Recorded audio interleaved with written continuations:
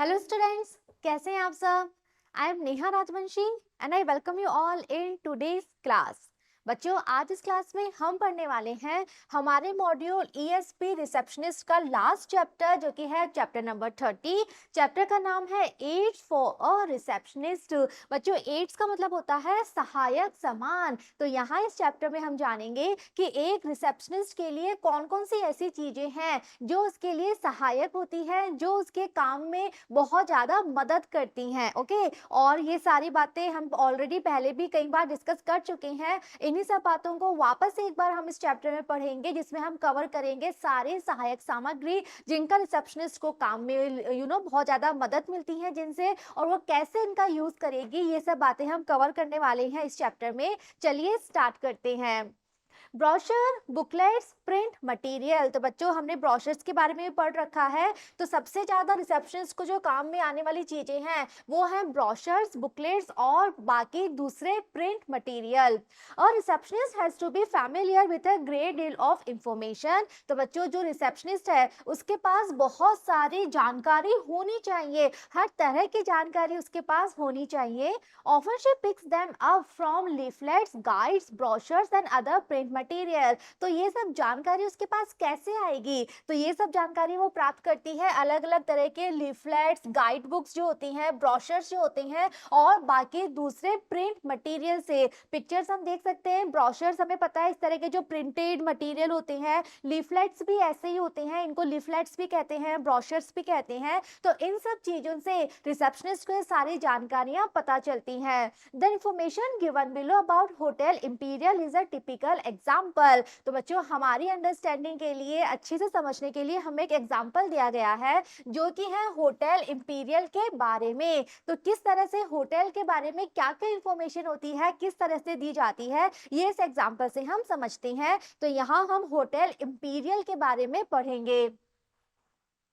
Location, सबसे पहले हमें लोकेशन बताई गई है। किसी भी होटल की जब जानकारी हम लेते हैं, सबसे पहले हम देखते हैं कि वो होटल कहाँ पर स्थित है। Situated in the heart of the capital is a 5-star luxury hotel that offers every comfort। तो बच्चों, हमें बताया गया है कि कहाँ स्थित है। तो ये जो कैपिटल सिटी है, राजधानी है, उसके हार्ट यानी कि सेंटर में, उसके केंद्र में स्थित है। ये एक 5 स्टार होटल है और ये हर तरह का कंफर्ट प्रदान करता है, हर तरह का आराम, हर तरह की सुख सुविधा देता है।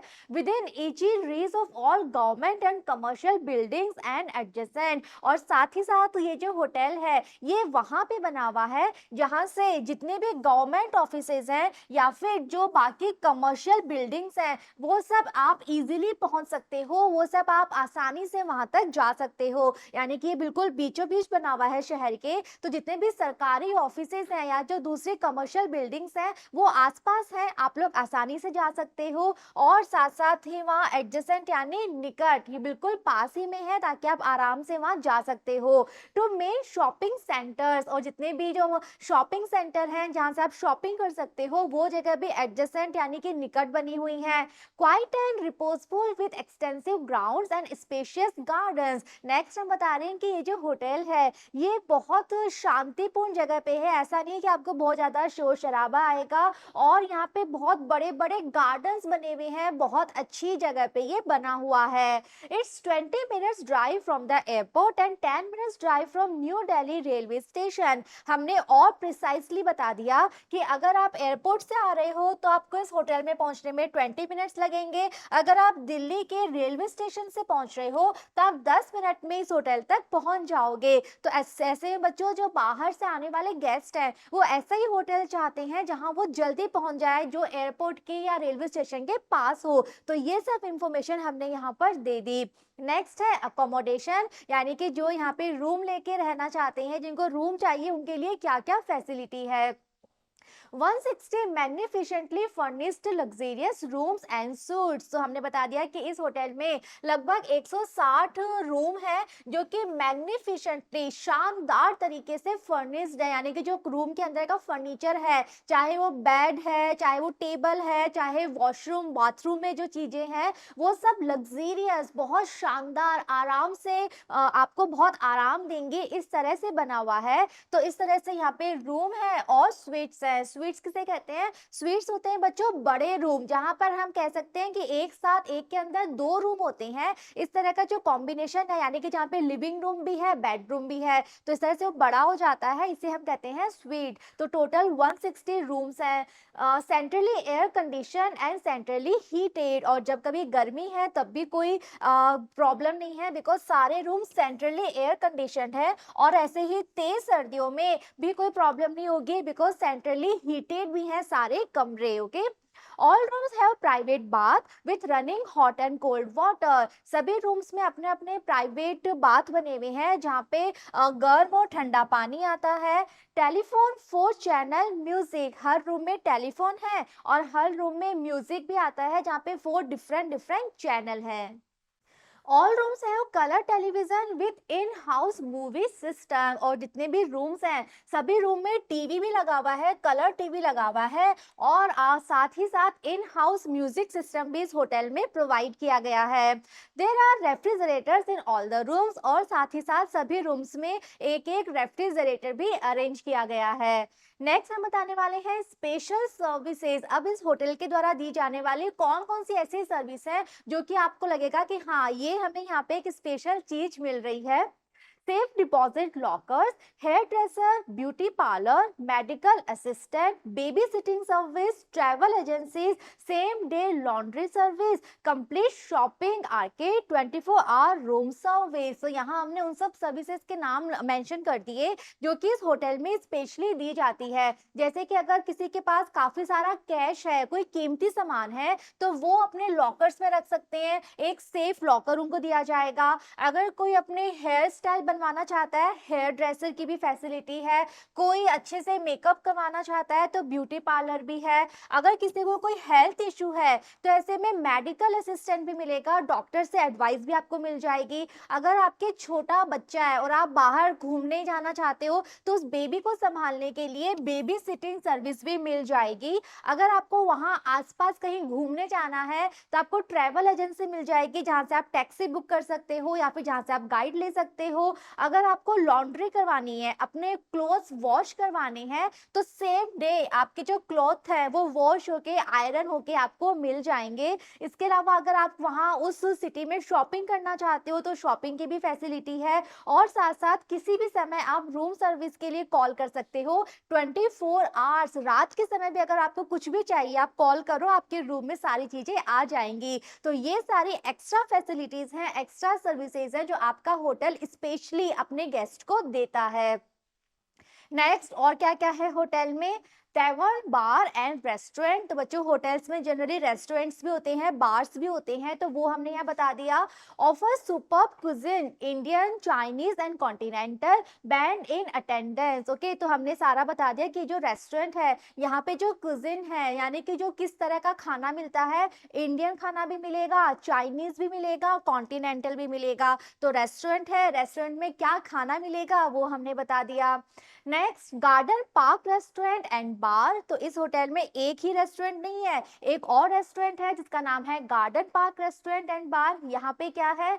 Coffee shop for quick lunches, snacks, T, coffee, offers Indian, continental and tandoori delicacies. तो ये एक ऐसा रेस्टोरेंट है जो कैफे टाइप है, जहाँ पे आप चाय पी सकते हो, कॉफी ले सकते हो, साथ में कुछ स्नैक्स ले सकते हो। तो डिटेल्स हमने दे दी कि यहाँ भी आपको इंडियन फूड भी मिलेगा, कॉन्टिनेंटल भी मिलेगा, और अगर आप तंदूरी कुछ खाना चाहते हो तो वो भी आपको यहाँ पर मिलेगा। तो नाम ऊपर हेडिंग में नाम, रेस्टोरेंट का नाम जो भी आप बताना चाह रहे हो, और नीचे सारी डिटेल्स इंफॉर्मेशन के इससे रिलेटेड क्या क्या इंफॉर्मेशन डिटेल्स आपको देनी है। Next, gold room. अब हम बता रहे हैं कि इस होटल में जो रूम्स है वो अलग अलग कैटेगरी के हैं। तो बच्चों हर एक होटल में सारे रूम सेम नहीं होते हैं, अलग अलग कैटेगरीज के रूम बने हुए होते हैं। तो सबसे पहला है गोल्ड रूम। इसमें क्या है? Banquet hall for large gatherings. तो इस होटल में एक गोल्ड रूम नाम से एक बैंक्वेट हॉल है। बैंक्वेट हॉल यानी जो एक बड़ा सा हॉल होता है, जहाँ पे अगर सपोज किसी को कोई पार्टी करनी है, सपोज 200 लोगों की, 300 लोगों की, तो इतनी गैदरिंग वहाँ पे आ सकती है। तो उस बैंक्वेट हॉल का नाम क्या है? Gold room. नेक्स्ट है बॉल रूम, ये क्या है? Convention hall where conferences can be arranged. तो अगर सपोज कोई बिजनेस मीटिंग के लिए वहां पे आए हुए हैं, सपोज किसी कंपनी का वहां पे कॉन्फ्रेंस है, कंपनी की कोई मीटिंग है, तो वो अरेंज हो सकती है, उसका नाम है बॉल रूम। और साथ ही ये बता दिया कि यहाँ पे 500 लोग एक साथ बैठ सकते हैं। तो अलग अलग कंपनीज एक साथ मिलके कोई इवेंट कर रही है, कोई कॉन्फ्रेंस कर रही है, तो उसके लिए ये बॉल रूम नाम से एक जगह इस होटल में बनी हुई है। नेक्स्ट है Raja room. What is this? Ideal for small meetings for 35 to 40%। अब सपोज सिर्फ एक कोई कंपनी है, उसमें लगभग 35 से 40 तक एम्प्लॉयज है, वो अपनी मीटिंग करना चाहते हैं, तो उनको इतने बड़े रूम की कहाँ आवश्यकता है? जो हमने पढ़ा था बॉल रूम जहाँ 500 लोग बैठ सकते हैं, तो वो सिर्फ 40 लोग हैं, वो सिर्फ 30 लोग हैं, तो उन्हें इतना बड़ा रूम नहीं चाहिए। तो छोटी मीटिंग्स के लिए, छोटी गैदरिंग्स के लिए राजा रूम है, जहाँ पे आप 35 से 40 लोग आराम से बैठ के मीटिंग्स कर सकते हैं। नेक्स्ट टेनिस कोर्ट भी है इस होटल में। Well maintain hard court with tennis marker in attendance. Okay, तो ये एक आपको टेनिस कोर्ट भी देता है जो कि अच्छे से मेंटेन किया हुआ है, ऐसा नहीं कि बस बना दिया और अब टूटा फूटा है, वेल मेंटेन्ड है। और साथ ही साथ आपको वहाँ पे अटेंडेंस भी मिलेगा। आप अगर जाओगे खेलने के लिए तो आप अच्छे से वहाँ खेल सकते हो और आपको हर एक फैसिलिटी वहाँ पे मिल जाएगी। नेक्स्ट, इस होटल में स्विमिंग पूल भी है। Situated amidst picturesque surroundings under palm trees, perfect place for relaxation and sunbathing. तो हमने यहाँ पे बता दिया कि जो स्विमिंग पूल है वो कहाँ बना हुआ है, उसके आसपास की जो जगह है वो बहुत ही पिकारेस्क्यू यानी कि बहुत सुंदर है। आप पूल में आराम से स्विमिंग कर रहे हो और आसपास बहुत ग्रीनरी है, वहाँ पे बड़े बड़े पाम ट्रीज बने हुए हैं चारों तरफ, तो आराम से आप वहाँ बैठ के रिलैक्स कर सकते हो और साथ ही साथ कुछ आराम से पूल में एंजॉय कर सकते हो, आराम से बाथिंग कर सकते हो। नेक्स्ट, अब बच्चों हमें टैरिफ बताना होता है। जब कभी भी किसी होटल में आप रूम बुक कराओगे तो आप पूछते हो कि वहाँ पे टैरिफ क्या है। टैरिफ का मतलब होता है पर डे का चार्ज। आपने रूम बुक कराया तो उस रूम के लिए आपको एक दिन के लिए कितना पे करना पड़ेगा, उसे हम कहते हैं टैरिफ। ओके, तो क्या है टैरिफ, किस तरह से दिया जाता है? यहाँ पे देखो इस तरह से पूरी डिटेल्स बनी हुई है। रूम ओनली, अगर आपको सिर्फ रूम चाहिए तो आपको 1000 रुपए पे करना है। अब बच्चों टैरिफ देखो रुपीज में भी है और डॉलर में भी है, बिकॉज अगर सपोज कोई ऐसे गेस्ट है, ऐसे क्लाइंट है जो कि इंडियन नहीं है, बाहर से आ रहे हैं, फॉरेनर्स हैं, तो उनको इजीली समझ में आ जाए तो डॉलर्स में भी बताया गया है। नेक्स्ट, अगर आप सिंगल रूम ले रहे हो 1100, डीलक्स डबल ले रहे हो 1200, डीलक्स स्वीट ले रहे हो 2700, स्वीट्स ले रहे हो 2500, एक्स्ट्रा बेड अगर आपको चाहिए रूम में तो एक्स्ट्रा बेड के 225 एक्स्ट्रा रुपीज लगेंगे। चाइल्ड कॉट, बच्चा को सुलाने के लिए आपको अगर कॉट चाहिए उसके 100 रुपीज एक्स्ट्रा हैं और सारे रुपीज को डॉलर्स में भी कन्वर्ट करके बताया गया है ताकि जो फॉरेन क्लाइंट हैं, फॉरेन गेस्ट है, उन्हें इजीली समझ में आ जाए। तो टैरिफ यानी आपका जो पर डे का चार्ज है, आप एक रूम के लिए एक दिन के लिए कितना पे करोगे, that is tariff.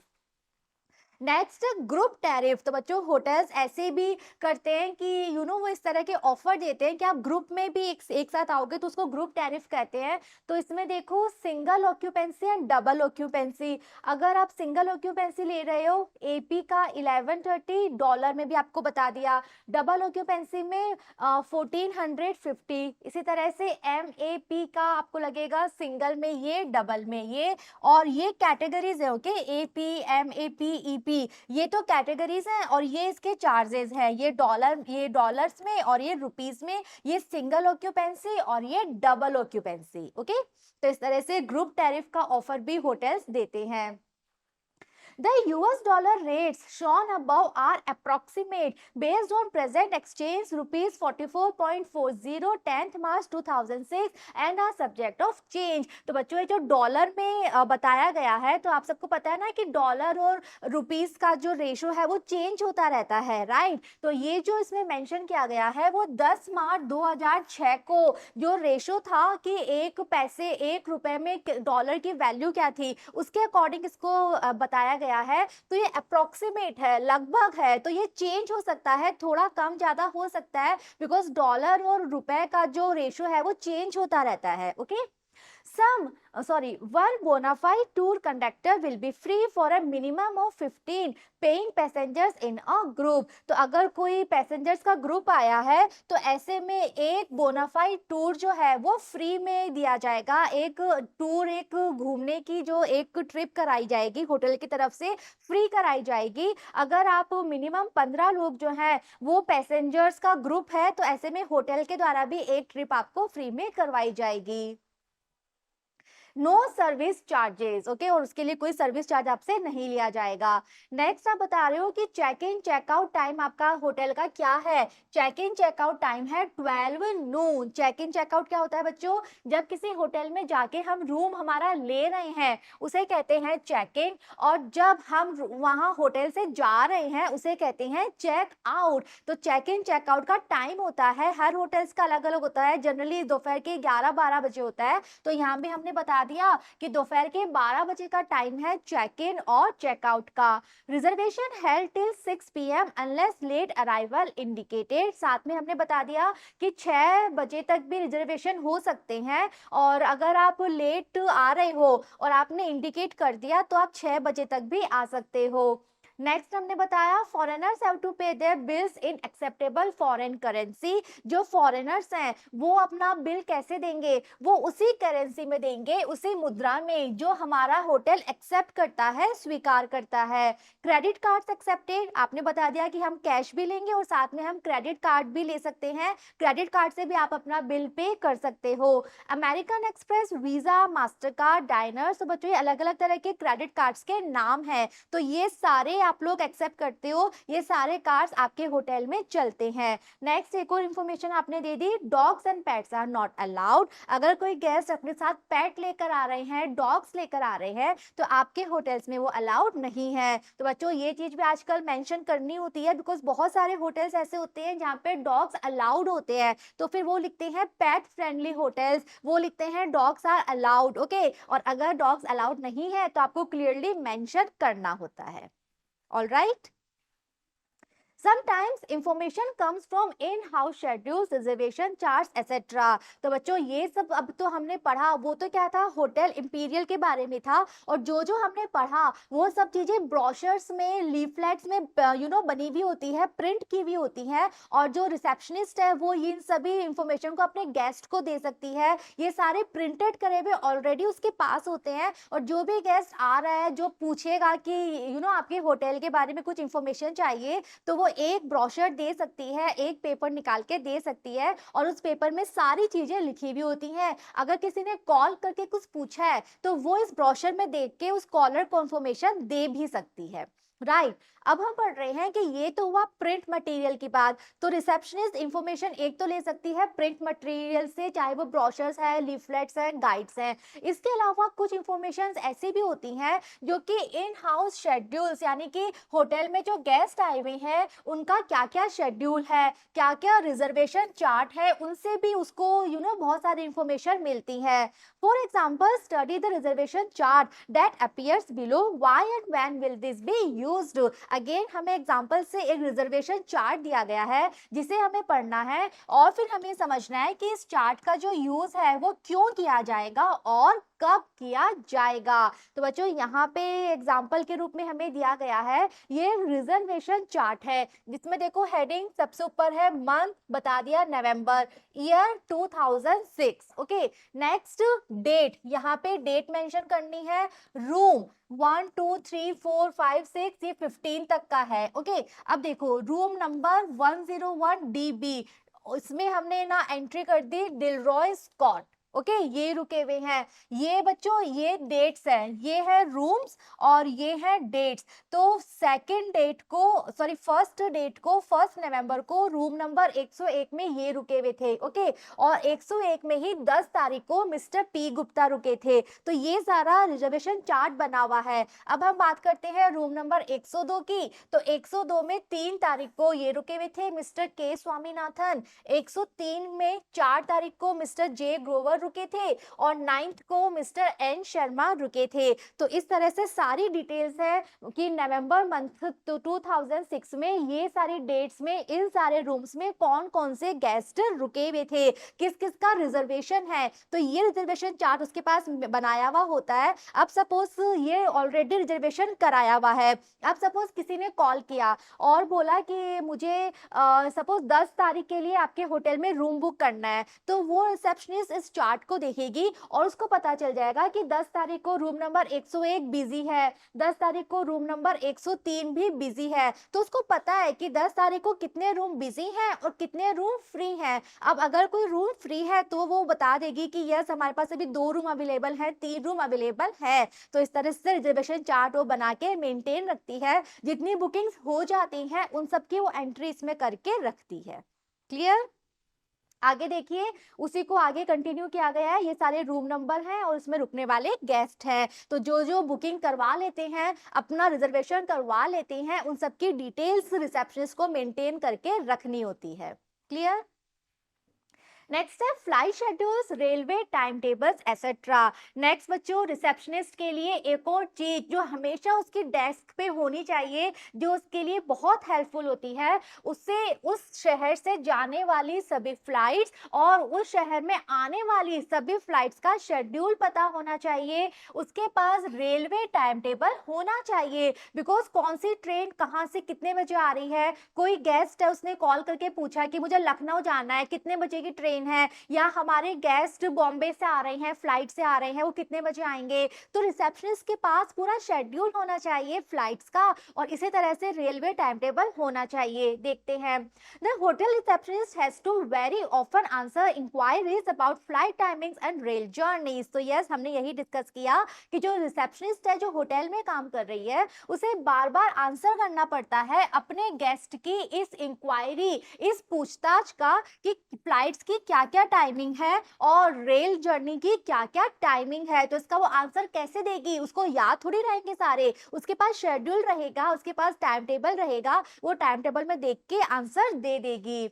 If the receptionist also happens to be a senior official's personal assistant, as it very often the case in small offices, she has to make arrangements for his rail or air travel. Next में बताया गया है कि अगर वो receptionist होने के साथ साथ जो उस ऑफिस के सीनियर ऑफिसर हैं, उनकी अगर वो पर्सनल असिस्टेंट भी है, ओके, यानी वो रिसेप्शनिस्ट का काम भी कर रही है, और सपोज एक ऑफिस की वो रिसेप्शनिस्ट है, तो उस ऑफिस के जो मैनेजर है, जो डायरेक्टर है, उनकी वो पर्सनल असिस्टेंट भी है।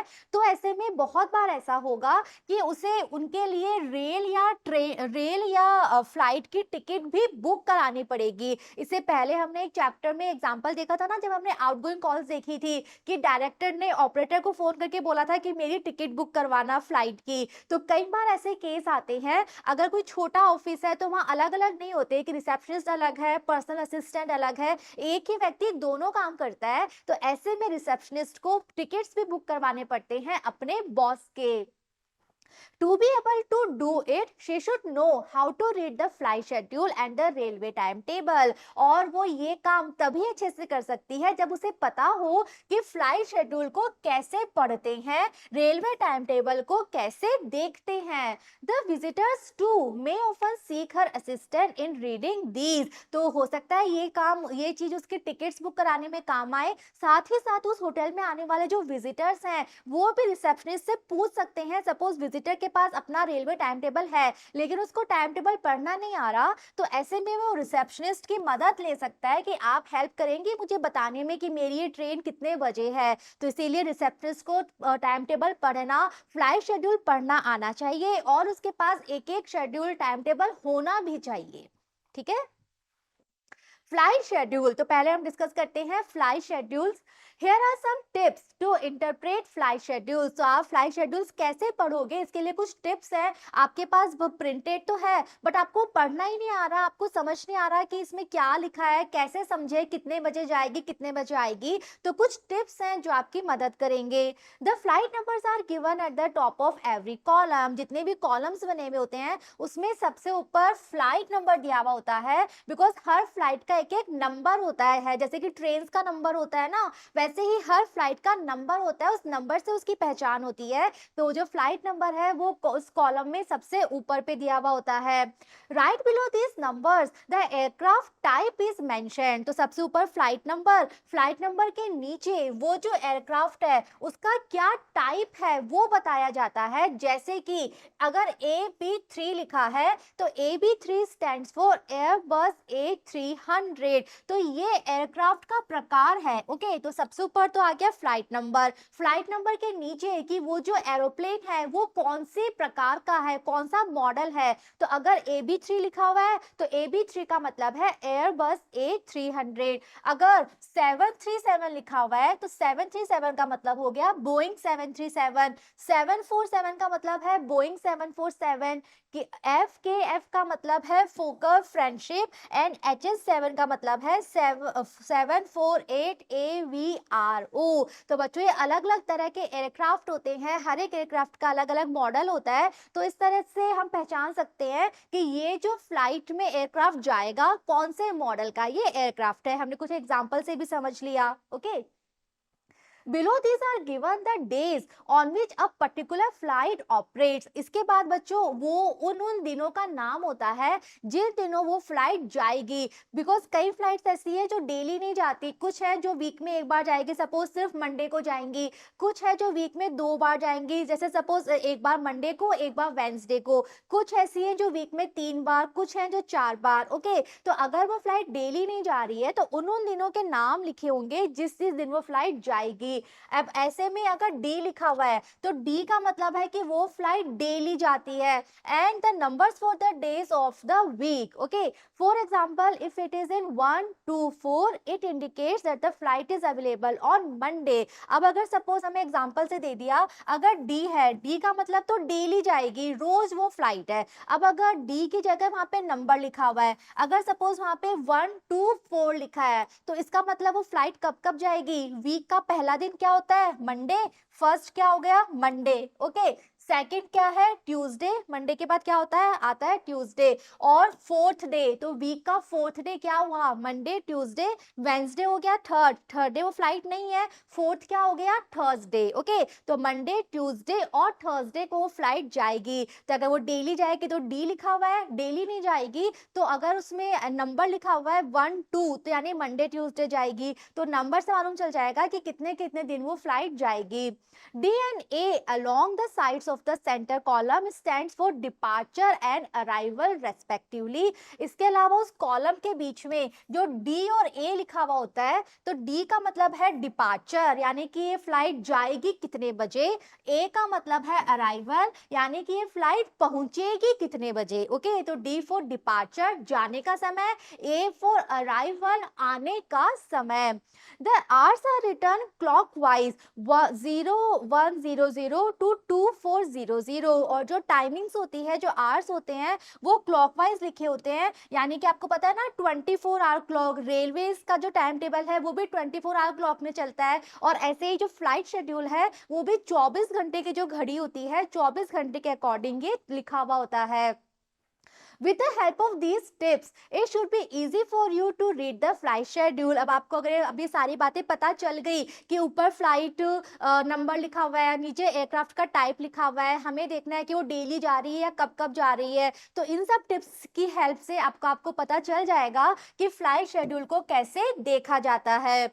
Now, if you were asked to find out which flights go to Bangalore from Delhi, Calcutta and Madras, you will see that there is a daily flight from Delhi। अब suppose आपसे किसी guest ने पूछा कि पता लगाओ कि कौन सी फ्लाइट है जो बैंगलोर जाती है, कहाँ से, दिल्ली, कलकत्ता और मद्रास से। ओके, तो आप फ्लाइट शेड्यूल देखोगे और आपको पता चल जाएगा कि एक डेली जाने वाली फ्लाइट है, दिल्ली से जाती है, उसका नाम है IC40 003 which departs at 0900 and reaches Bangalore at 1130। तो आपने शेड्यूल पढ़ा, आपको पता है कि हाँ दिल्ली से ये फ्लाइट है, दिल्ली जा रही है, आपने टाइम भी देख लिया कि ये डिपार्ट होगी इतने बजे और बैंगलोर पहुंचेगी इस टाइम पे।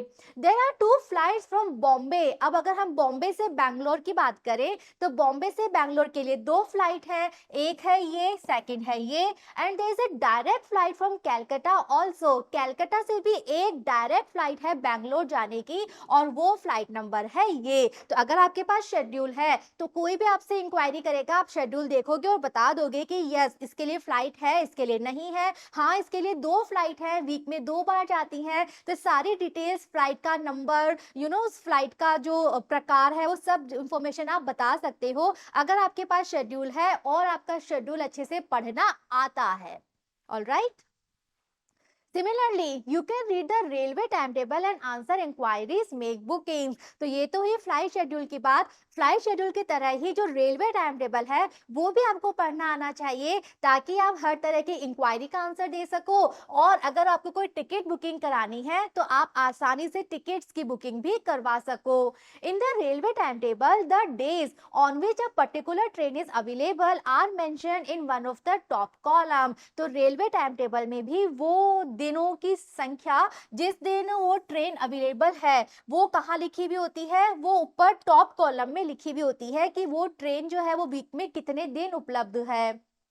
If this information about a particular train, for example 20 Dehradun Express, is not mentioned in any of the top column, that means that it is a daily train। तो बच्चों वो ट्रेन अगर डेली नहीं जाती है तो लिखा हुआ होगा कि वो वीक में कितने दिन जाती है। अगर टॉप कॉलम में नहीं लिखा हुआ है नंबर, इट मीन्स वो ट्रेन डेली जाती है। तो सपोज एक ट्रेन है जिसका नाम है 20 देहरादून एक्सप्रेस, उसके ऊपर मेंशन ही नहीं किया गया, टॉप कॉलम में मेंशन नहीं है कि वो कितने दिन जाती है, तो इसका मतलब है कि वो डेली चलने वाली ट्रेन है, वो एवरी डे प्रतिदिन चलती है।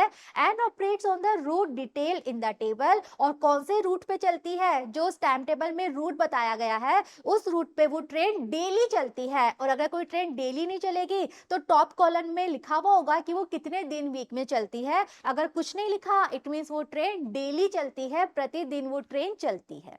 ऑलराइट। नेक्स्ट देखिए इंपॉर्टेंट फॉर्म्स एंड डॉक्यूमेंट्स। ये भी बहुत इंपॉर्टेंट चीज है जो रिसेप्शनिस्ट के पास हमेशा होने चाहिए। उसके पास जितने भी इंपॉर्टेंट फॉर्म्स होते हैं, जो भी इंपॉर्टेंट डॉक्यूमेंट्स होते हैं, वो उसके पास हमेशा उपलब्ध होने चाहिए।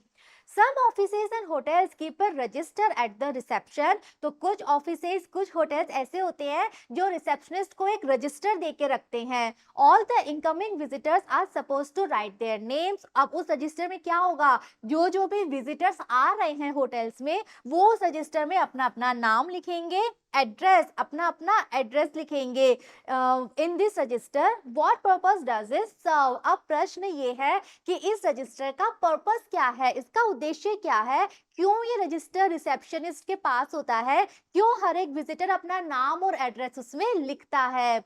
It helps the office keep a record of all the incoming visitors। Simple सा आंसर है, उस रजिस्टर के द्वारा ही उस होटल को पता होता है कि हमारे होटल में कौन सी डेट को कौन सा व्यक्ति आया था, कहाँ से आया था। तो ये सारा जो रिकॉर्ड है बहुत इंपॉर्टेंट रिकॉर्ड होता है, बहुत इंपॉर्टेंट इंफॉर्मेशन होती है। इसीलिए रिसेप्शनिस्ट जो होता है उसके पास रजिस्टर हमेशा होता है और होटल में आने वाला हर एक व्यक्ति अपना नाम एड्रेस उसमें लिख के रखता है ताकि वो जो रिकॉर्ड है वो होटल के पास रह सके।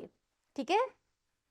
It is called the register of callers. तो उस रजिस्टर को हम क्या कहते हैं, वो कहलाता है register of callers. It is maintain by the receptionist. और उसको मेंटेन, उसकी एंट्री कौन करता है, receptionist. They are a number of other documents and forms which a receptionist constantly needs. इसके अलावा भी कुछ ऐसे डॉक्यूमेंट्स हैं, कुछ ऐसे फॉर्म्स हैं जिसकी आवश्यकता रिसेप्शनिस्ट को पड़ती है। दीज आर, अब वो इंपॉर्टेंट डॉक्यूमेंट्स, इंपॉर्टेंट फॉर्म्स कौन कौन से हैं तो वो हमें यहाँ पर बताए गए हैं। सबसे पहले है मैसेज फॉर्म, सेकेंड है रिजर्वेशन वाउचर्स, नेक्स्ट है रजिस्ट्रेशन फॉर्म या फिर C form, next internal telephone directory जिसके बारे में हम पहले एक चैप्टर में डिस्कस कर चुके हैं, early morning call sheet, flight schedule हमने अभी डिस्कस किया, रेलवे टाइम टेबल। तो ये वो सारे इंपॉर्टेंट डॉक्यूमेंट्स हैं, इंपॉर्टेंट फॉर्म्स हैं जो रिसेप्शनिस्ट के पास एवरी टाइम अवेलेबल होना चाहिए। कोई भी विजिटर आए कुछ भी पूछने के लिए, ये सारे फॉर्म्स, ये सारे डॉक्यूमेंट उसके डेस्क पर होने चाहिए।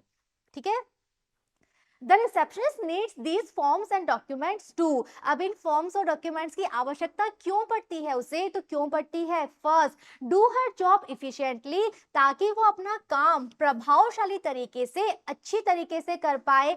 Second, help the smooth functioning of the office और होटल, वो जिस ऑफिस या होटल में काम करती है वहाँ का काम स्मूथली, अच्छी तरह से चलता रहे, किसी काम में रुकावट नहीं आए, बाधा नहीं आए, किसी ने भी कॉल करके कुछ पूछा वो इमीडिएटली आंसर दे, इमीडिएटली रेलवे बुकिंग कराए, जो भी काम है वो तुरंत कराए, स्मूथली सारा काम हो जाए, कहीं कोई रुकावट ना आए। She has to maintain and regularly update these documents, और ये जो सारे डॉक्यूमेंट्स हमने अभी डिस्कस किए तो इन सबको उसे समय समय पे अपडेट करना पड़ता है और समय समय पे मेंटेन करना पड़ता है। सपोज उसके पास रेलवे टाइम टेबल है 10 साल पुराना, अब जो रेल चलती हैं 10 साल में बहुत सारी ट्रेन का रूट चेंज हो गया, बहुत सारी नई ट्रेन आ गई, बहुत सारी ट्रेन जो थी पहले चलती थी अब नहीं चल रही, तो ऐसे में उसको अपने डॉक्यूमेंट्स अपडेट करने पड़ते हैं, लेटेस्ट टाइम टेबल उसके पास होना चाहिए। और ऐसे जो फॉर्म है, फॉर्म का फॉर्मेट भी लगातार चेंज होता रहता है, तो उसके पास सारा latest documents, latest time table उसके पास होनी चाहिए। तो अपने सामान को उसको अपडेट करना पड़ता है, जो नया आया है वो उसको अपने पास रखना होता है।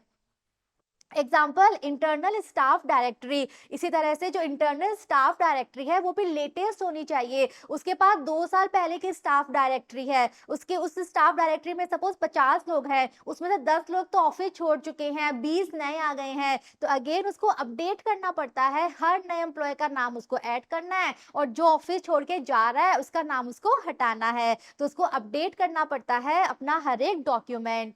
She should always make the entries, और उसको समय समय पे एंट्रीज भी करनी पड़ती हैं। Example in the message form and reservation voucher, तो हमने जो अभी पढ़े थे डॉक्यूमेंट्स, मैसेज फॉर्म हुआ, रिजर्वेशन वाउचर हुआ, तो इसमें उसको एंट्री भी करनी होती है इन नीट एंड लेजिबल हैंडराइटिंग, और उसको चाहिए कि वो जो भी लिखे वो ऐसी हैंडराइटिंग में लिखे जो बिल्कुल नीट एंड क्लीन हो। ऐसा नहीं कि एक वर्ड लिखा उसको काट दिया, गलत लिख दिया, बिल्कुल नीट एंड क्लीन, पढ़ने में अच्छा लगे, दिखने में अच्छा लगे, ऐसी उसकी हैंडराइटिंग होनी चाहिए। This will not only help the receptionist if she has to read something again, और अच्छी हैंडराइटिंग क्यों होनी चाहिए? बिकॉज रिसेप्शनिस्ट को अगर वो चीज वापस पढ़नी है तो उसको समझ में आएगा। अगर उसने ऐसी हैंडराइटिंग में लिख दिया जो उससे ही समझ में नहीं आ रहा बाद में कि मैंने क्या लिखा है, सपोज कोई अंक लिखने हैं, अब उसने ना 2 बनाया है, अब वो कभी उसको लग रहा है 2 है, कभी लग रहा है 1 है, तो वो ऐसा लिखे जिससे वो उसको भी अगर बाद में वो देखना है, पढ़ना है तो उसको इजिली समझ में आ जाए।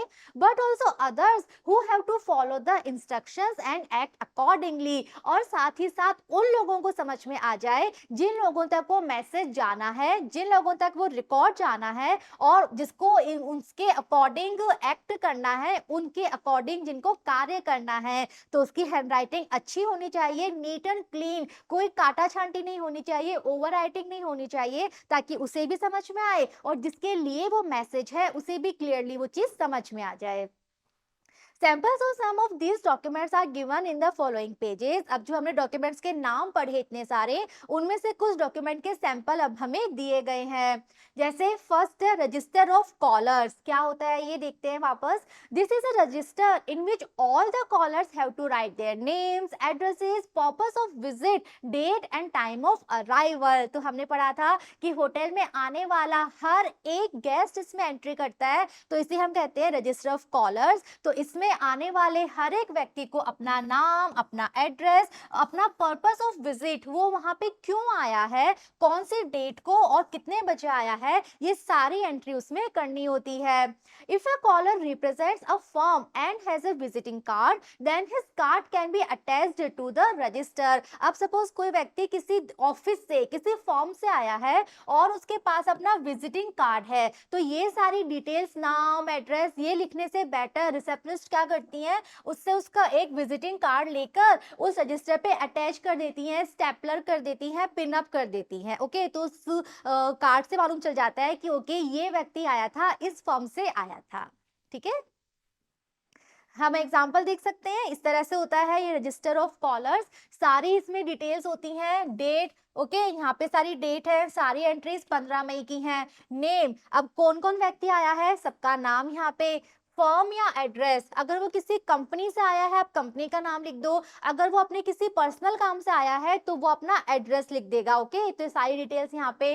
टाइम ऑफ अराइवल, वो कितने बजे ऑफिस में पहुंचा, वो यहाँ पे मेंटेन करना पड़ता है। पर्पस ऑफ विजिट, उसके आने का उद्देश्य क्या है, यानी कि वो किसी विशेष व्यक्ति से मिलने आया है, किसी शिकायत के लिए आया है, क्यों आया है, वो पर्पस हमें यहाँ पर लिखना होता है। और साथ ही साथ टाइम ऑफ डिपार्चर, वो ऑफिस से वापस कब गया, ये हमें लिखना होता है। तो इस तरह से मेंटेन किया जाता है रजिस्टर ऑफ कॉलर्स। और रिसेप्शनिस्ट को मेंटेन करना होता है आने वाले हर एक व्यक्ति की एंट्री उसको इसमें करनी होती है। ओके, तो ये सारा रिकॉर्ड उस ऑफिस, उस होटल के लिए बहुत इंपॉर्टेंट होता है, जो किसी भी समय वापस देखा जा सकता है। तो बिना किसी गलती के रिसेप्शनिस्ट को सारी एंट्रीज करनी है। ऑलराइट, नेक्स्ट हमने पढ़ा था मैसेज फॉर्म, क्या होता है ये देखते हैं। A receptionist frequently needs these forms because, however good her memory may be, she may not remember all the messages which have to be passed on to different persons. तो बच्चों, messages form वो form होते हैं जिसमें receptionist message note down करती है। और इसकी आवश्यकता उसे क्यों पड़ती है, बिकॉज भले ही उसकी मेमोरी कितनी भी अच्छी हो, कितनी भी अच्छी उसकी याददाश्त है, लेकिन फिर भी उसको सारे मैसेजेस याद नहीं हो सकते ना। सपोज उसको सुबह किसी ने 10 बजे फोन करके बोला कि मेरा मैसेज दे देना और मेरा ये काम है, उसको तब तो याद है। 11 बजे एक और फोन आया, उसने कहा मेरा ये नाम है, मेरा ये मैसेज उनको दे देना। अब वो कंफ्यूज हो गई कि 10 बजे किसका फोन था, 11 बजे किसका फोन था, तो हर एक चीज याद नहीं रख सकती। तो इसके लिए मैसेज फॉर्म होता है जहाँ पे वो एंट्री कर सकती है, वो लिख सकती है एक एक डिटेल कि इसका मैसेज है, इस व्यक्ति को देना है और ये मैसेज है, और फिर वो मैसेज पास ऑन कर देगी उस व्यक्ति को जिसके लिए वो मैसेज आया है। तो इस तरह से होता है ये मैसेज फॉर्म, जिसको रिसेप्शनिस्ट मेंटेन करती है मैसेजेस लिखने के लिए। She can conveniently note down the message on this form. तो इस फॉर्म पे वो आराम से पूरी सुविधा के साथ अपना मैसेज लिख सकती है। तो बच्चों, ये होता है मैसेज फॉर्म, इस तरह से बना हुआ होता है। यहाँ पे लिखना होता है टू, यानी कि मैसेज किसके लिए आया है, कौन से डिपार्टमेंट के वो व्यक्ति है जिनके लिए मैसेज है। फ्रॉम, मैसेज किसने दिया है, फोन नंबर उनका क्या है, उनका एड्रेस क्या है, ये कौन सी डेट को आया है, कितने बजे कॉल आया था, मैसेज किसने लिया है, और इसके बाद में कंप्लीट मैसेज। ओके, तो जो मैसेज है वो यहाँ पे नोट डाउन करके लास्ट में साइन। तो इस तरह से इसका फॉर्मेट होता है मैसेज फॉर्म का। तो अगर किसी कॉलर ने कॉल करके मैसेज दिया है तो वो मैसेज रिसेप्शनिस्ट इस तरह से इसमें नोट डाउन कर लेती हैं और फिर उस कंसर्न व्यक्ति को दे देती हैं। क्लियर? नेक्स्ट है बच्चों रिजर्वेशन वाउचर, ये क्या होते हैं देखते हैं। Sometimes hotels give or send reservation vouchers instead of letters or reservation cards after the booking has been confirmed. तो बच्चों, कई बार होटल्स, अगर आपने वहाँ पे बुकिंग कराई है और उन्होंने बुकिंग कंफर्म कर दी, तो कंफर्म करते समय वो रिजर्वेशन वाउचर भेजते हैं लेटर्स की बजाय और रिजर्वेशन कार्ड्स की बजाय। आजकल रिजर्वेशन वाउचर्स जो हैं वो भेजे जाते हैं जब बुकिंग कंफर्म हो जाती है। The guest shows this voucher at the reception when she comes to stay in a hotel. और अब जब व्यक्ति आता है होटल में रुकने के लिए तो उसको ये वाउचर दिखाना पड़ता है कि ये मेरा वाउचर है, मेरी बुकिंग यहाँ पे कंफर्म है। Okay, It also means that the guest has already paid the agent or hotel for the room. और रिजर्वेशन वाउचर का ये मतलब है कि जो गेस्ट है उसने पैसे दे दिए हैं, बिकॉज पैसे देने के बाद ही उसको वो वाउचर दिया जाता है। तो वो जब आएगा वाउचर शो करेगा तो रिसेप्शनिस्ट को पता चल जाएगा जाएगा कि हाँ इनकी बुकिंग कंफर्म है और इन्होंने सारा पेमेंट कर दिया है, ठीक है। The receptionist who looks after booking also has to fill in these vouchers and send them ahead for further actions. अब ये जो vouchers होते हैं इसमें एंट्री कौन करता है, रिसेप्शनिस्ट करती है, बिकॉज सारी बुकिंग्स वही देखती है, तो वही इन वाउचर्स में एंट्री करती है और एंट्री करने के बाद आगे के एक्शन के लिए वो इन्हें आगे भेज देती है। अब देखो बच्चों, रिजर्वेशन वाउचर इस तरह से होते हैं। यहाँ पे हम एक एग्जांपल ले रहे हैं पार्क होटल के रिजर्वेशन वाउचर का। तो ऊपर होटल का नाम लिखा हुआ है, यहाँ पे एड्रेस लिखा हुआ है कि ये न्यू दिल्ली में कहाँ पे बना हुआ है। इस तरह से ये होता है, we are please to confirm the reservation for, ये रिजर्वेशन वाउचर है, बुकिंग कंफर्म करता है। तो ऊपर लिखा हुआ है कि हमें खुशी है रिजर्वेशन कंफर्म करने के लिए मिस्टर और मिसेस। तो यहाँ पे नाम, किस व्यक्ति के नाम से बुकिंग है, एड्रेस या फिर कंपनी, अगर वो किसी कंपनी से है तो हम कंपनी का नाम लिख सकते हैं, नहीं तो उनका घर का एड्रेस। डेजिग्नेशन, अगर वो किसी कंपनी से है तो उस कंपनी में उनका क्या पद है, वो कितने बजे अराइव करेंगे, वो कब कितने कौन सी डेट को वो आएंगे, कौन सी डेट को वो वापस जाएंगे, उनको कौन सा रूम जो है वो दिया गया है, और फिर लास्ट में जो बिलिंग है वो सारी चीजें। ओके, तो इस तरह से रिजर्वेशन वाउचर बने हुए होते हैं। अगर किसी व्यक्ति ने फोन पे बुकिंग कराई है, ओके, तो रिसेप्शनिस्ट ने बुकिंग कंफर्म कर ली, वाउचर फिलअप कर लिया और उसको भिजवा दिया। अब वो सपोज 10 दिन बाद आने वाले हैं तो वो आएंगे वाउचर लेकर, वाउचर शो करेंगे रिसेप्शनिस्ट को, तो रिसेप्शनिस्ट को मालूम है कि हाँ बुकिंग कंफर्म है और उन्होंने पैसे भी सारे पे कर दिए हैं, ठीक है। तो इस तरह से सारी एंट्रीज इसमें की जाती हैं। ऑलराइट, नेक्स्ट है बच्चों रिजर्वेशन फॉर्म और सी फॉर्म। क्या होता है ये, when foreigners come to stay in a hotel they are asked to fill in the C form. तो बच्चों सी फॉर्म स्पेशली फॉरेनर्स के लिए होता है। अगर किसी होटल में कोई फॉरेनर आया है, भारत से बाहर का व्यक्ति आया है, तो हर एक फॉरेनर को ये फॉर्म भरना होता है। इस फॉर्म का नाम है सी फॉर्म। तो हर एक फॉरेनर को, विदेशी व्यक्ति को ये फॉर्म भरना है।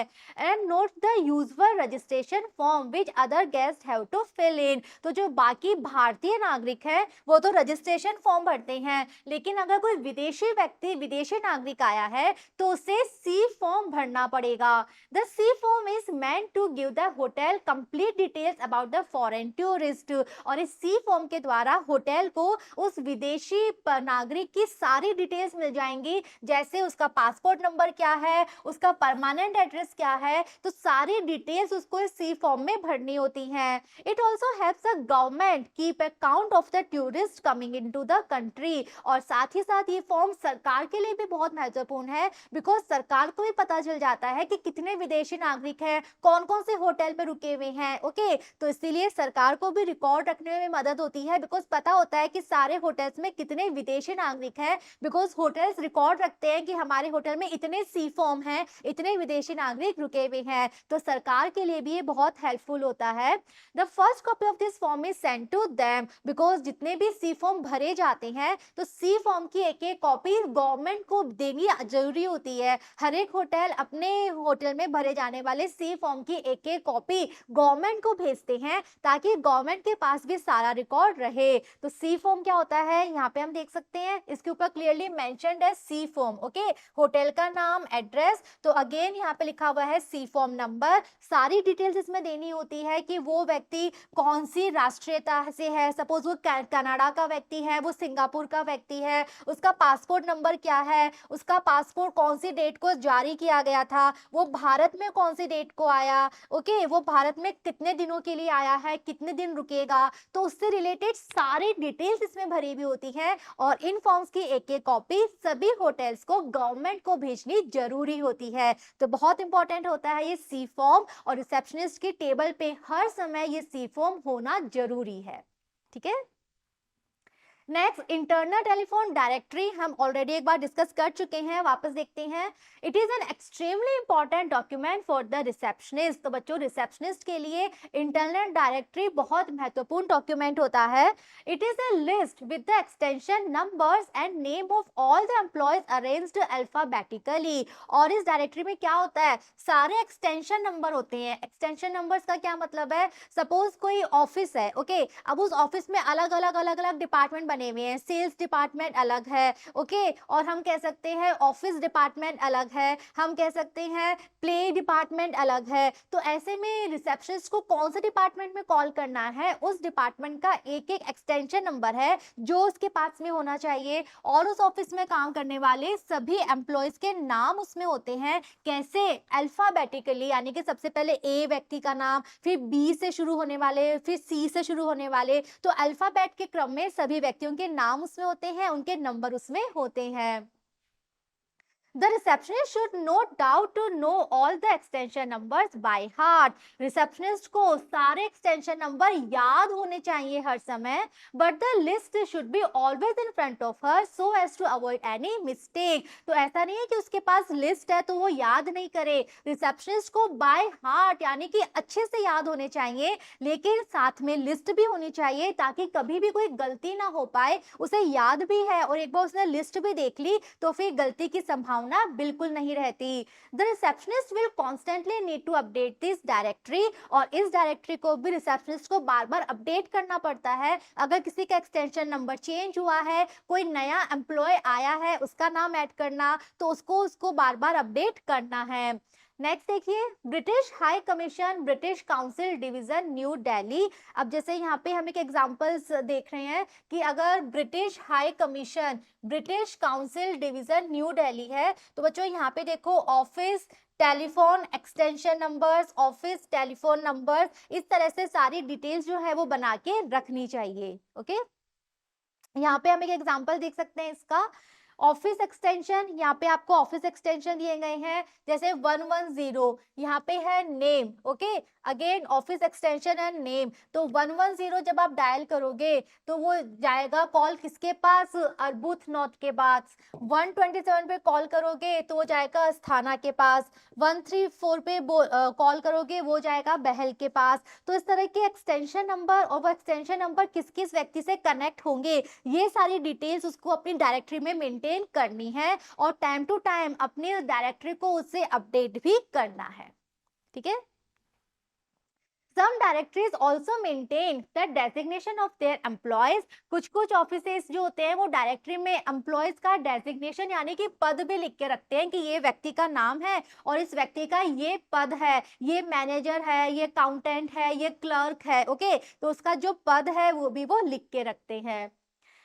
इस तरह से एक और एग्जांपल हम यहाँ पे देख सकते हैं बच्चों, टेलीफोन एक्सटेंशन का, यहाँ पे हमने नाम लिख दिया, ये पद है। ओके, तो इस तरह से डेजिग्नेशन भी कई बार मेंशन होता है, और ये इनका एक्सटेंशन है 102। ये नाम है टीवी वोहरा, ये उनका डेजिग्नेशन अकाउंट्स ऑफिसर। ओके, तो नाम के साथ डेजिग्नेशन भी कुछ ऑफिसेस मेंटेन करके रखते हैं, और साथ में उनका जो एक्सटेंशन नंबर है वो। तो कुछ ऑफिसेस एक्सटेंशन नंबर के साथ साथ डेजिग्नेशन भी लिख के रखते हैं इस तरह से। ओके, कि ये सेक्रेटरी है, ये ब्रांच मैनेजर है, ये सेल्स मैनेजर है, तो उनका जो भी पद है वो मेंटेन करके रखते हैं। क्लियर। नेक्स्ट है अर्ली मॉर्निंग कॉल शीट। क्या होता है ये? This is a sheet of paper on which the receptionist notes what time guest want the early morning call. तो अगर सपोज किसी गेस्ट ने आके ये बोला है कि मेरी सुबह की फ्लाइट है तो आप मुझे अर्ली मॉर्निंग कॉल दे देना, तो ऐसे में एक शीट ऑफ पेपर रिसेप्शनिस्ट के पास होता है जिसमें वो गेस्ट का नाम और गेस्ट का टाइम लिख के रखती है कि मुझे इन गेस्ट को मॉर्निंग में कितने बजे कॉल करना है। At what time they want to be woken up. तो अगर सपोज किसी की सुबह 5 बजे की फ्लाइट है, उनको 3 बजे उठना है, तो वो रिसेप्शनिस्ट को बोल देते हैं कि 3 बजे आप हमें कॉल करना। तो रिसेप्शनिस्ट अगेन शीट पे लिख के रखती है, बिकॉज वो याद नहीं रख पाएगी, वो लिख के रखती है कि इन गेस्ट को इतने बजे मुझे उठाना है। And whether they want tea coffee and और न्यूज़पेपर, या फिर कुछ गेस्ट ऐसे होते हैं जो बोलते हैं 5 बजे हमें चाय चाहिए, 6 बजे हमें न्यूज़पेपर चाहिए। तो ये सब चीजें वो लिख के मेंटेन करके रखती है। The receptionist doesn't need to note the names of the guests, their room numbers are sufficient. तो यहाँ पे बच्चों रिसेप्शनिस्ट गेस्ट का नाम लिखने की बजाय रूम नंबर लिख सकती है, बिकॉज रूम नंबर पे इनफ है। वो रूम नंबर लिख देगी, रूम नंबर 105 में मुझे 6 बजे कॉल करनी है, रूम नंबर 107 में मुझे 6 बजे न्यूज़पेपर भेजना है। ओके, तो रूम नंबर और टाइमिंग और वो क्या उस टाइम पे क्या करना है, इस तरह से वो मेंटेन कर सकती है। जैसे कि आप एग्जाम्पल यहाँ पे देख सकते हो, 14 अगस्त 2006 6, ये हमने डेट है 1/15 का है, ओके। ये हमारा रूम नंबर है 57, तो 57 रूम नंबर पे सुबह 6:30 बजे कॉल करना है, 44 पे 7:45 को कॉल करना है, ओके। तो रूम नंबर और कितने बजे कॉल करना है, इस तरह से वो एक रिकॉर्ड रख सकती है। क्लियर? नेक्स्ट है travel guide. The guests and visitors often ask the receptionist for information on travel. अगर वो होटल है तो वहाँ पे जो गेस्ट आए हैं तो रिसेप्शनिस्ट से आके पूछते हैं कि यहाँ कौन कौन सी जगह है जहाँ हम जाएं, या फिर वो पूछते हैं कि जो म्यूजियम है वो कितने बजे खुलेगा, कितने बजे बंद हो जाएगा। तो ये सारी इंफॉर्मेशन वो रिसेप्शनिस्ट से लेते हैं। Therefore, she should keep a copy of the flight schedule and the railway timetable handy. तो इसके लिए उसके पास एक तो फ्लाइट शेड्यूल होना चाहिए, ओके। जो वहाँ आसपास कहीं जाना चाहते हैं ट्रेन से, फ्लाइट से, तो कितने बजे फ्लाइट है, ट्रेन कितने बजे आएगी, कितने बजे जाएगी, ये सारी डिटेल्स उसके पास होनी चाहिए। The hotel receptionist can even keep a copy of the weekly travel guide published in some newspaper near her desk. इसके अलावा कुछ कुछ अखबारों में एक ट्रैवल गाइड भी प्रकाशित होती है, तो उस ट्रैवल गाइड की कॉपी भी वो रख सकती है ताकि वो अपने गेस्ट को बता सके कि इस शहर में ये जगह है घूमने की, आप यहाँ पे जा सकते हो। This will give her the latest information on travel by air, rail and road. और इसी के साथ वो अपने गेस्ट को लेटेस्ट जानकारी दे सकती है कि यहाँ से अगर आप ट्रेन से जाना चाहते हो या फिर रोड से जाना चाहते हो, फ्लाइट से जाना चाहते हो, तो उसके लिए ये जगह अच्छी है, इस तरह से आप जा सकते हो। तो लेटेस्ट जो न्यूज़पेपर में आता है डिटेल्स, उसे वो अपने पास रख सकती है।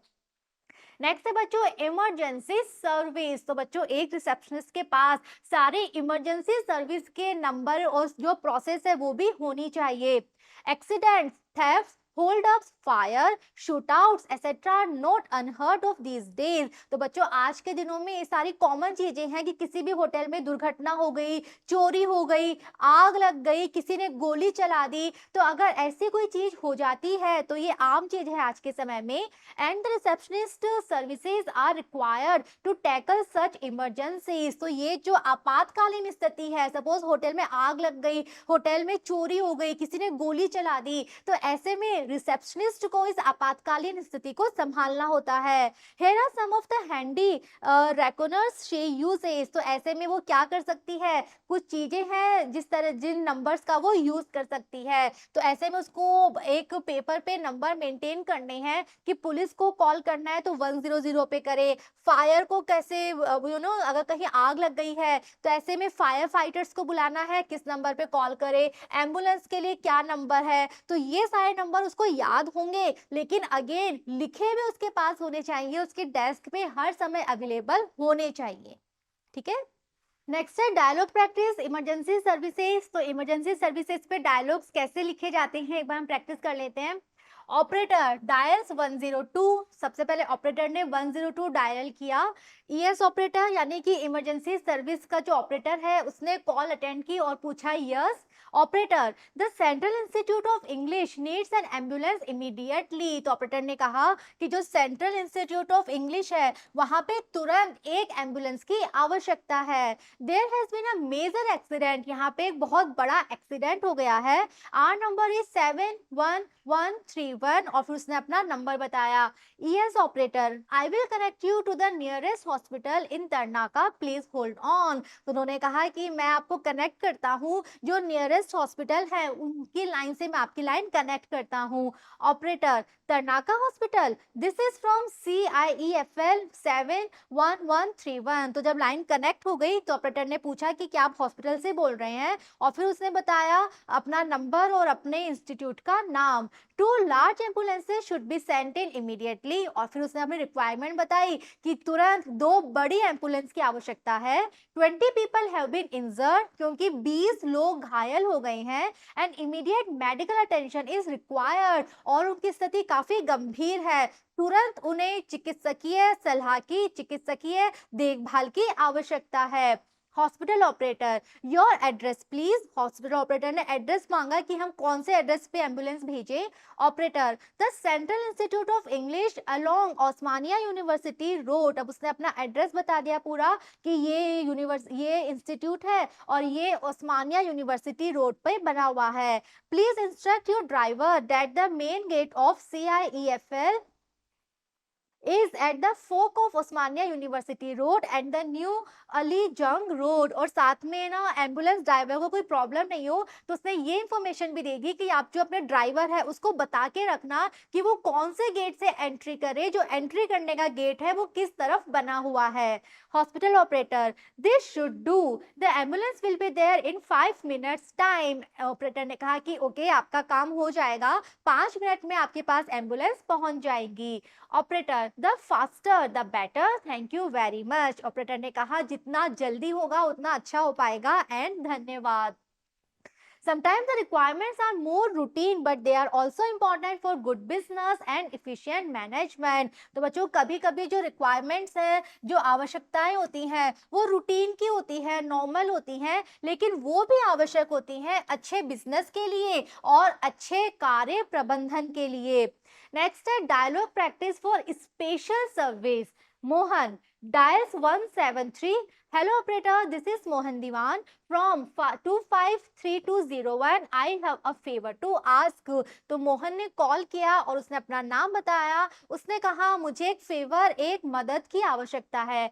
Exchange operator, yes how could I help you. उसने पूछा मैं आपकी मदद कैसे कर सकता हूँ। Mohan, you see I have the morning flight to catch to Trivandrum. I am a heavy sleeper and there is no one at home to wake me. तो उसने कहा मुझे सुबह त्रिवेंद्रम की फ्लाइट पकड़नी है और मैं बहुत देर तक सोने वाला हूँ, घर में मुझे उठाने के लिए कोई भी नहीं है। Could you be my morning alarm, क्या आप सुबह मुझे उठा देंगे मेरा मॉर्निंग अलार्म बन के। Exchange operator, most certainly at what time is your flight. तो उसने कहा हाँ बिल्कुल, आपकी फ्लाइट कितने बजे है। Mohan, 4.05 hours, horrible time for a plane to take off, don't you think. तो मोहन ने कहा मेरी फ्लाइट सुबह 4:05 पे है। अब बिकॉज ये ज्यादा सोने वाला व्यक्ति है तो ये कह रहा है कि ये प्लेन के लिए कितना हॉरिबल टाइम है।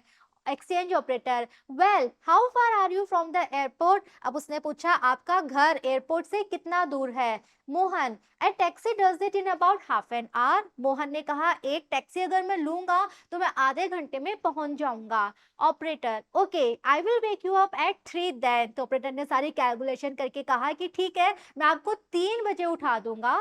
Date will give you enough time to wash and breakfast. 3 बजे आप उठोगे, उसके बाद आप वो अपने आप को आप क्लीन भी कर लोगे, नहा भी लोगे, ब्रेकफास्ट भी कर लोगे। Good night and have a good sleep. उसके बाद उसने उसको गुड नाइट विश किया।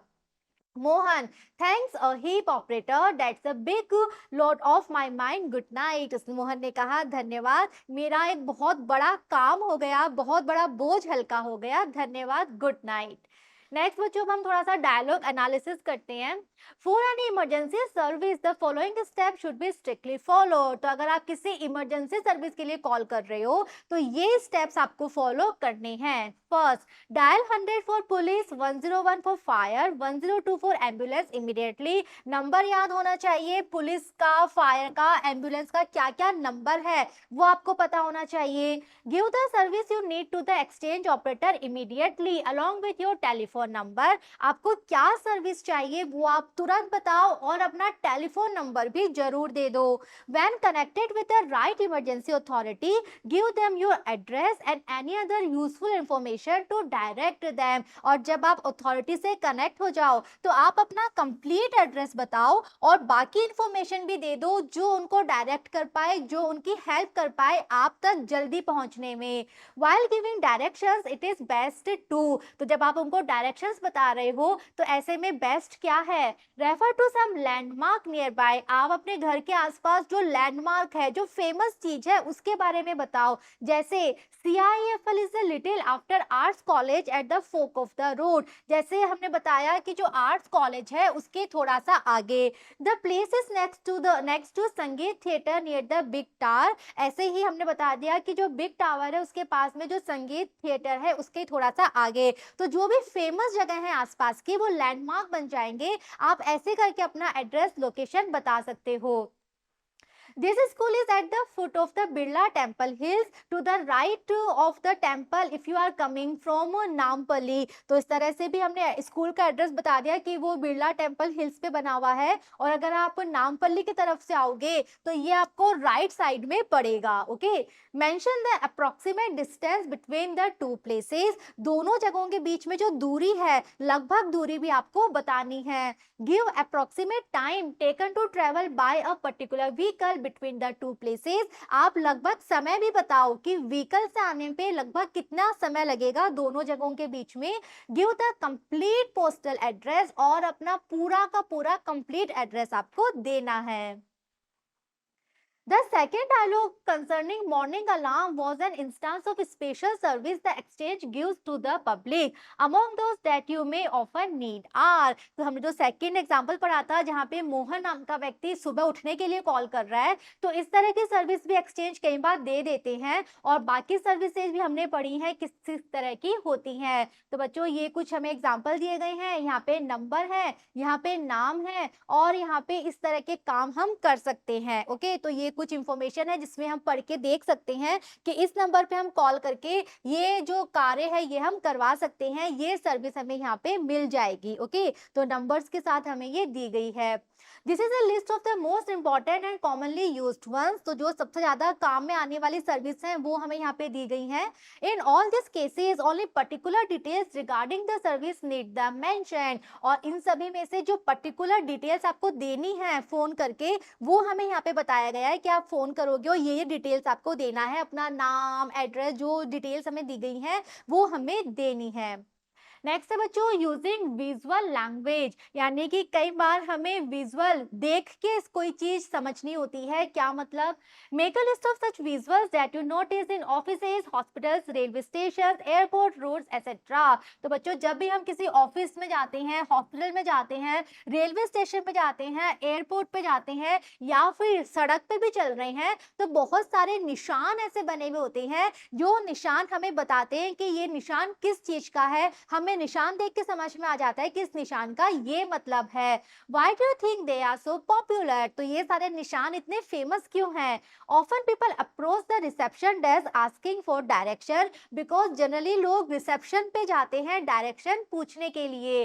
An accurate knowledge of the layout of the office or hotel is therefore essential. तो ऐसे में ऑफिस में कौन सा डिपार्टमेंट कहाँ है, हॉस्पिटल में कौन सा डिपार्टमेंट या कौन सा रूम कहाँ है, तो उससे रिलेटेड सारे निशान बने हुए होते हैं। Having access to the ground plan or map helps her in her job. तो ऐसे में हर जगह ग्राउंड प्लान होता है, मैप होता है, और ये रिसेप्शनिस्ट की बहुत ज्यादा मदद करता है। Study the ground plan given below and check whether the directions given by the receptionist are correct or not. तो बच्चों यहाँ हमें कुछ लिस्ट दी गई है जहाँ हम इमेज देखकर सामने हमें पता है कि इस इमेज का क्या मतलब है।